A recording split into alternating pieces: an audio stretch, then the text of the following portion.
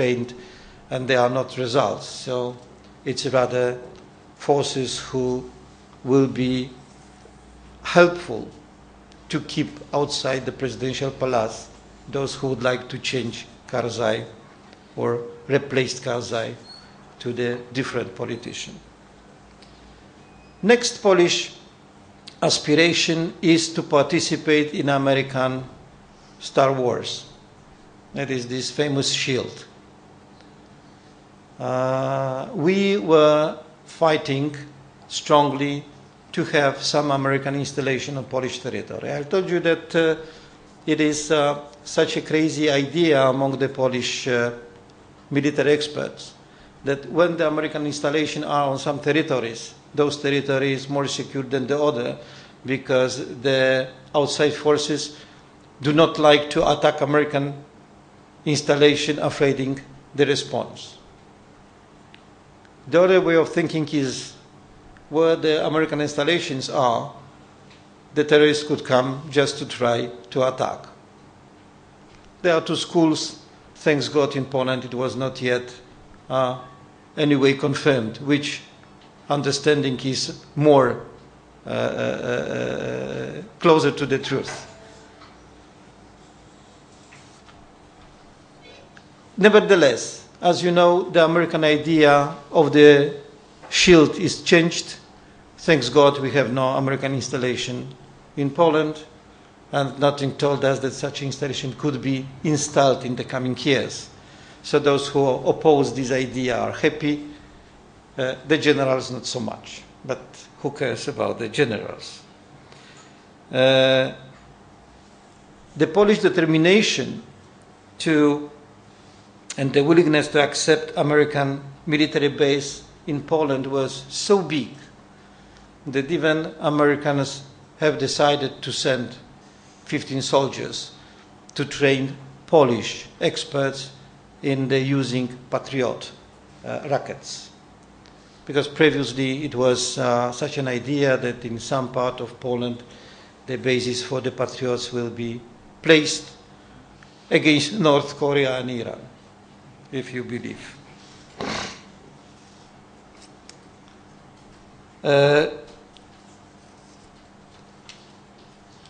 Next Polish activity,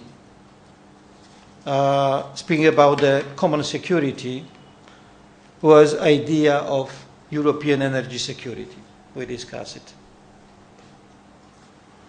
And we can say that it is some kind of a Polish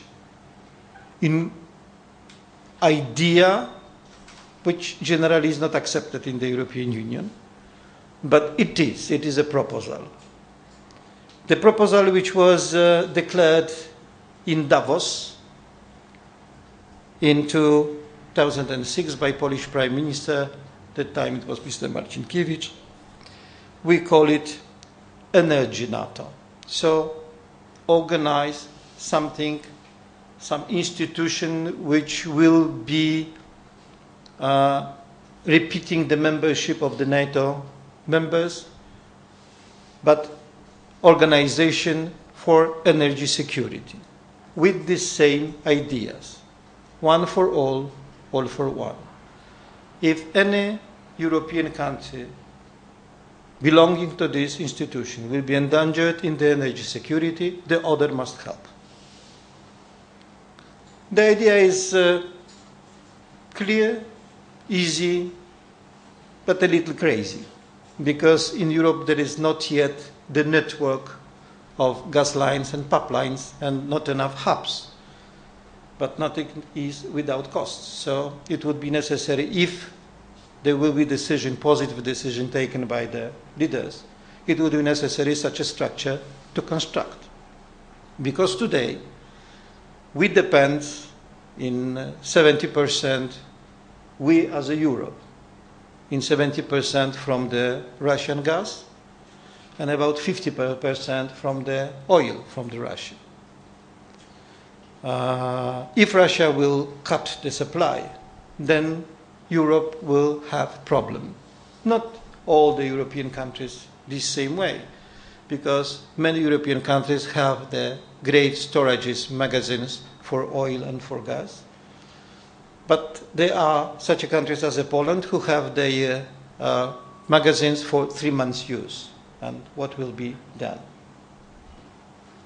So energy security for Europe is one of the most important, speaking about security as a whole, not only about military security.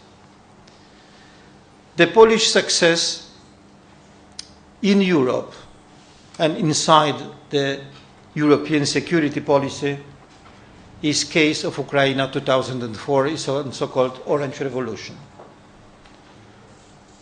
It is out of question that this revolution, fully supported by Poland, by even physical presence of the Polish president on the main streets of the Kyiv, helped the Orange Revolution to succeed. It was welcomed with the great respect in Europe, and it cost us till now the better relations with Russia, because Russia supported the other side, which were against the Orange Revolution. So the worsening relation with Russia still is a fact for Poland. But Polish contribution to Orange Revolution is seen in Europe as a contribution to the peace and security in Europe. It is what I told you, that Russia without Ukraine is better Russia, because it's smaller and it's weaker. From the European point of view, it is some asset, very important. And the third, Russia is far away from the borders of the European Union. The second cause of bad Polish-Russian relations is Georgia. It is war between Georgia and Russia in 2008. As a result, we have 2 independent new states, North Ossetia and Abkhazia. The war which was not declared, but the war which happened due to activity of the Georgian president Saakashvili.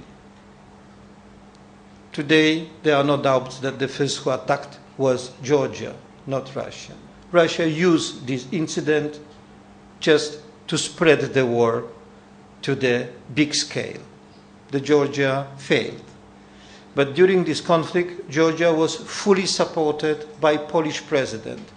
I am not going to say Polish state, by Polish president. It was choice made by Polish president, this president who died in 2010 in the famous catastrophe in Smolensk in Russia.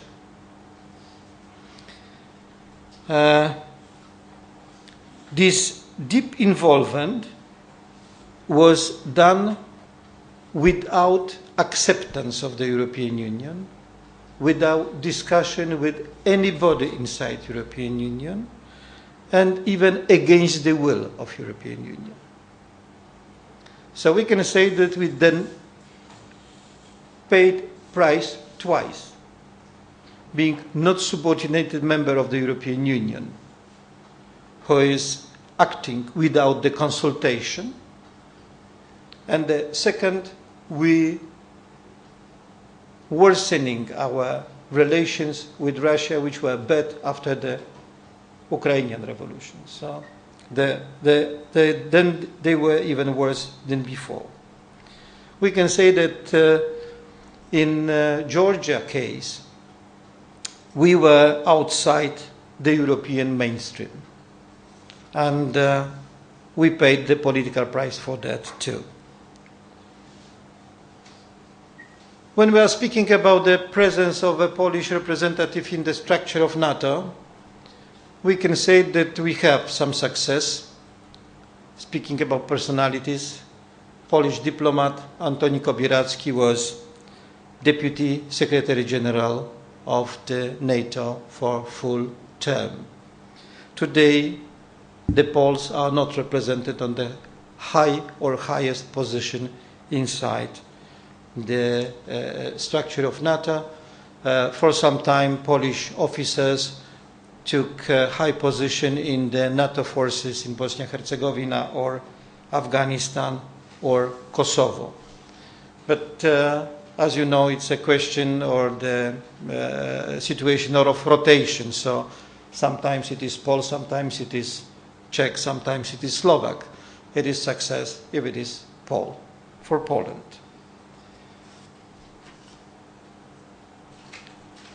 So far, Poland participated in all major alliances action.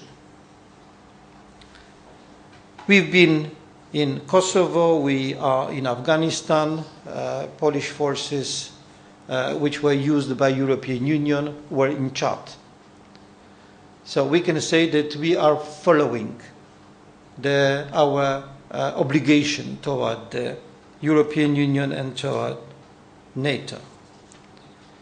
There is one famous Polish diplomat who still is very active in the EU and NATO structure, being, we can say, private person today in Poland. It is former Polish Minister of Foreign Affairs, Adam Daniel Rotfeld, who was invited to be an expert in so-called Group of Wise Men.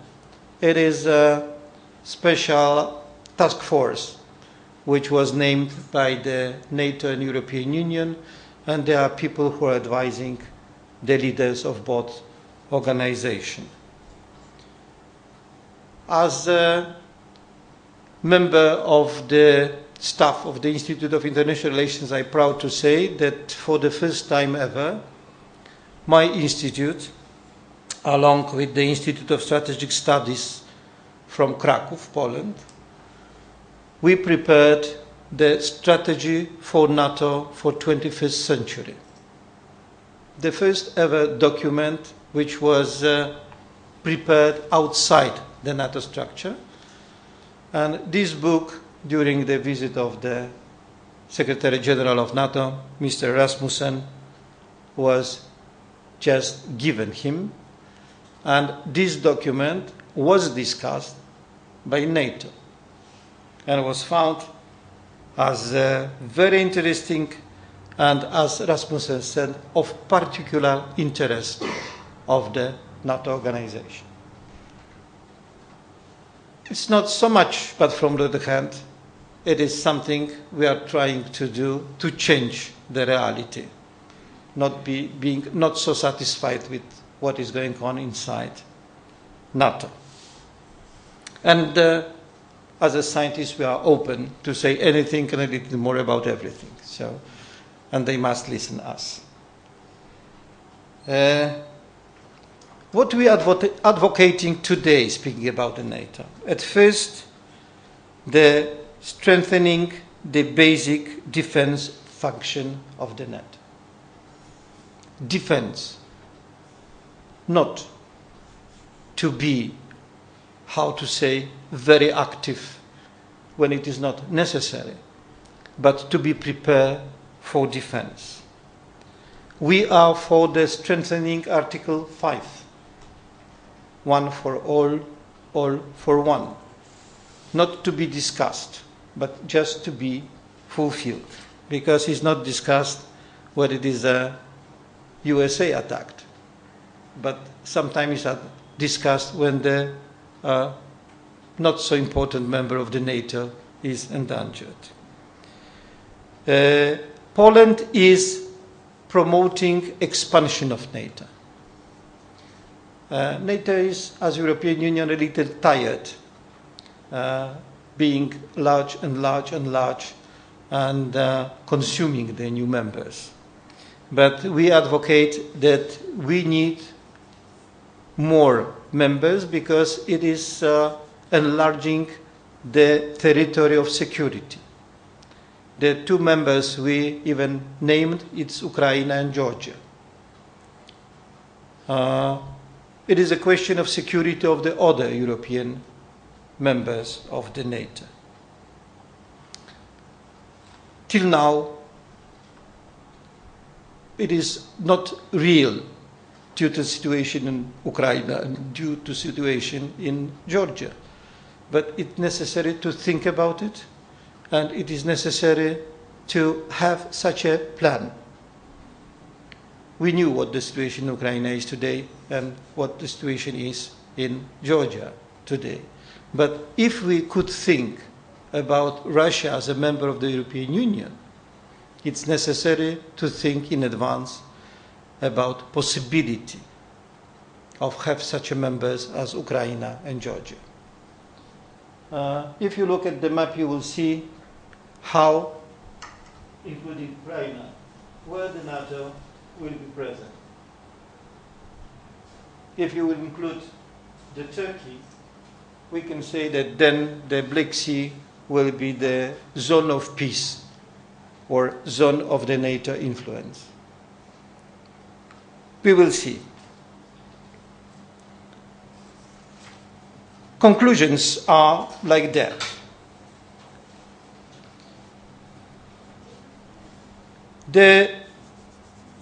In practice, Polish involvement in the field of Euro-Atlantic security has primarily meant involvement into organization, NATO and European Union.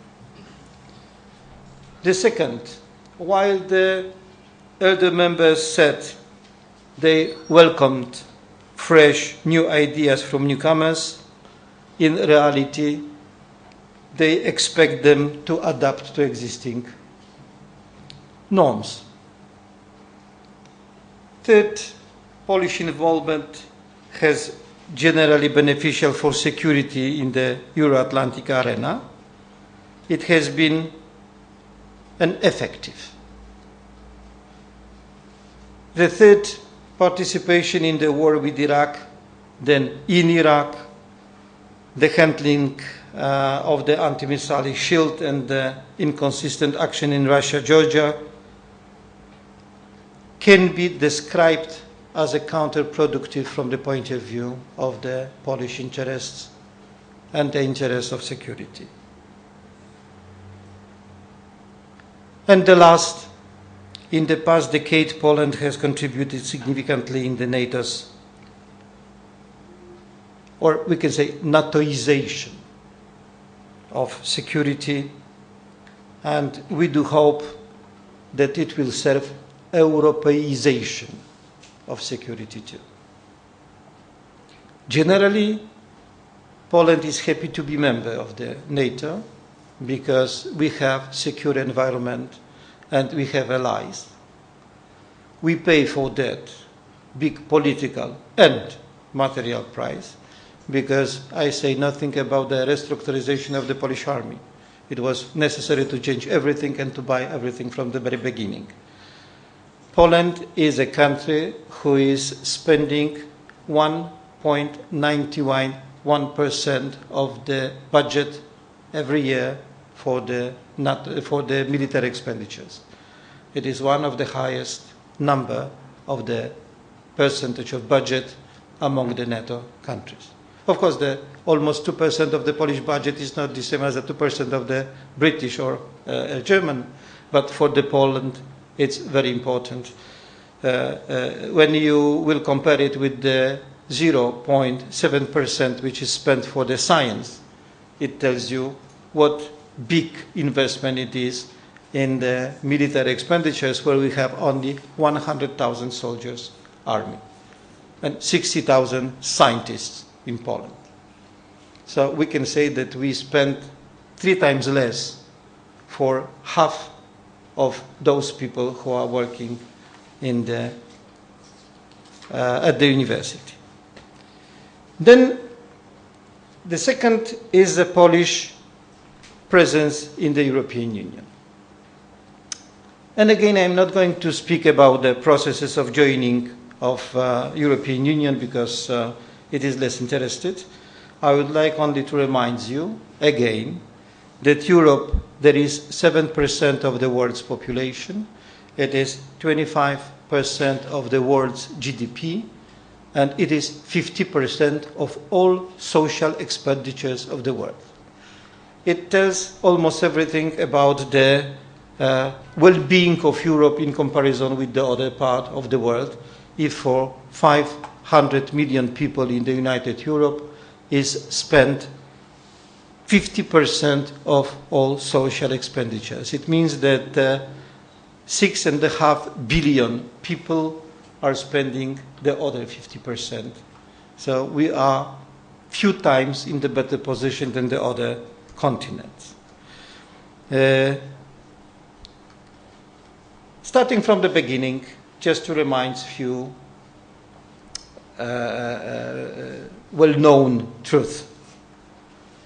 The first process of integration from the very beginning was a project of highly educated elites whose dream was united Europe, or even more, United States of Europe.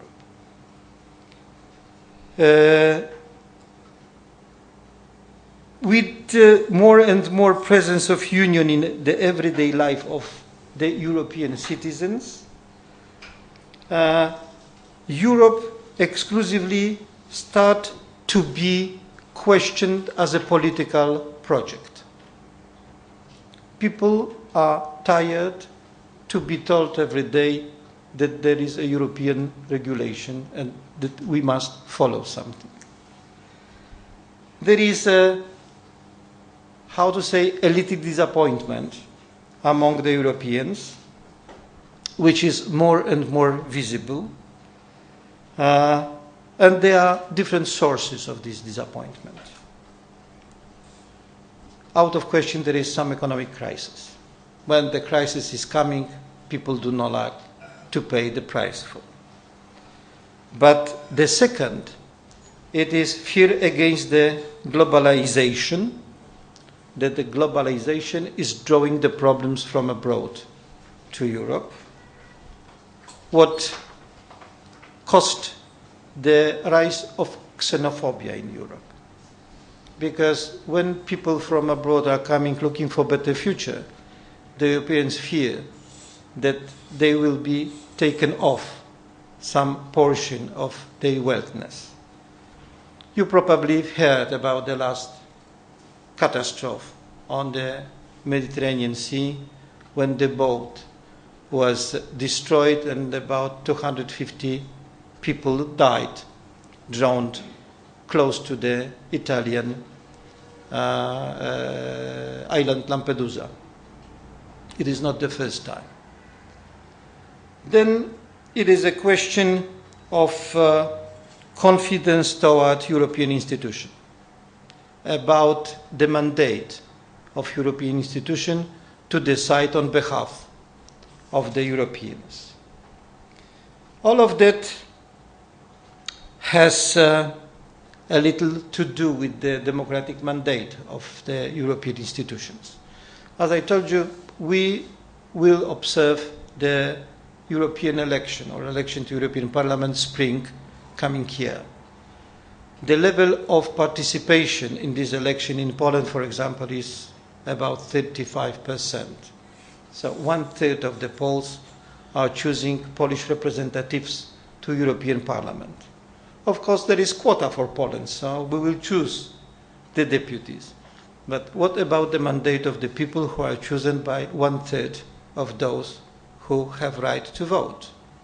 The other can say, we refuse to vote because blah, blah, blah, or to question the decision which will be taken by the European Parliament. And European Parliament is an institution who is controlling the so-called European government, European Commission. So the democratic mandate of the European institution is questioned too. People would like to see more federal Europe, not Europe which is imposed over the national states. It is the question not solidarity, but the question we've discussed too.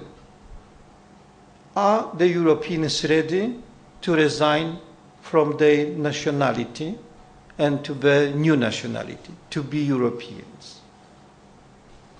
Everything told us today, not yet, that even the old members of the European Union observe the rise of nationalism in their own countries.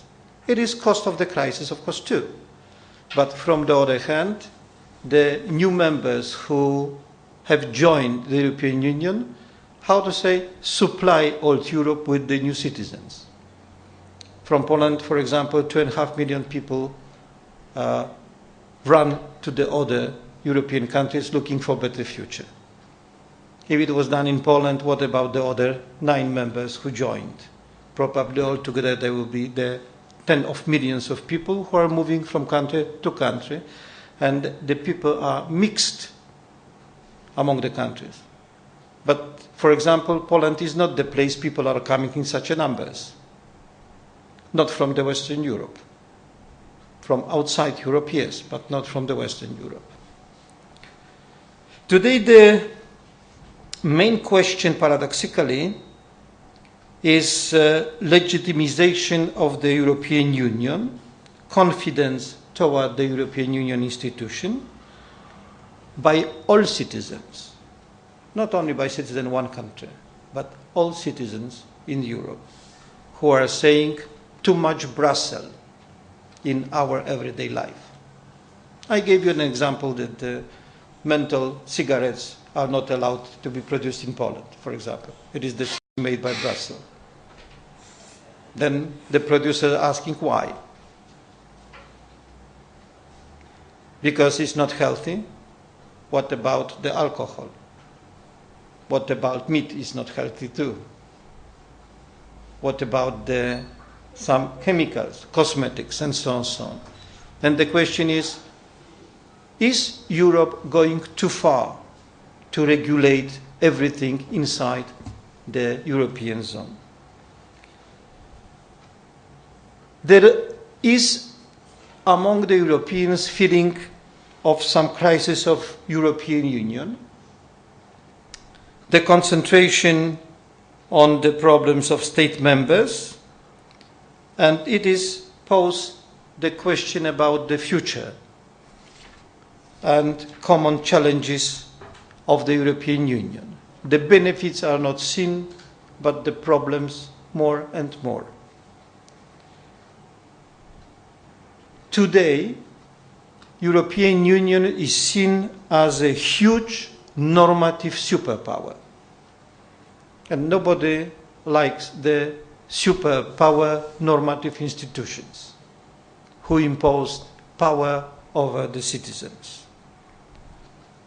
The regulation and law which are proposed by the United Europe have great impact on everyday life of all citizens, of home domestic institution, and are seen as a law imposed by the international institution. It is visible especially during the economic negotiation when Europe is seen as a global power vis-à-vis, for example, USA or China or India. Then the question is, what about our own national interests, not the interest of the European Union as a whole? From the other hand, everybody knew that without the determination of the European Union, today we will have not Kyoto, for example, agreement, or that we will have not an international court of justice with the sentences which force the countries to follow the international law and the European law. Today, Europe is responsible for peace on the Balkans, but from the other hand, is responsible for the peace in Chad. Then still the question is, who we are, and are we the institution which was organized to help all the world, and on which cost, and on which, last but not least, benefits.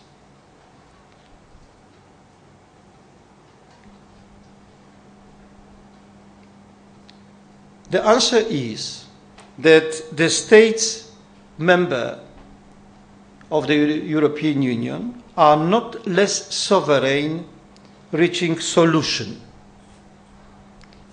That reaching solution, we escape the confrontation inside the European Union.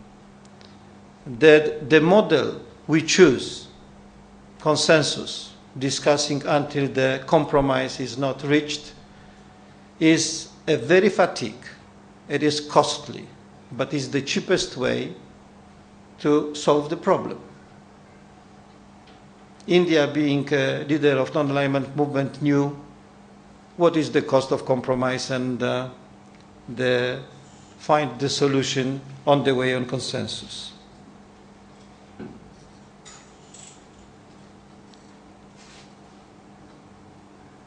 And finally, European soft power. European soft power is unity, dimension, size of the European institutions. We discussed it that Poland is too small for India or for China, but united Europe is a partner. It is this soft power. If there is a problem with one member of the European Union, this member has on behind European Union as a whole. It is soft but very strong power. If there are troubles in any European country, as today in the Greece, Portugal or Spain, the soft, really power is given to them. That is distribution of money and support for the economy. So the benefits being together are much bigger than the costs was possible to pay or is possible to pay for any separate country. And last but not least, the biggest success of the European Union. 60 years of peace among the states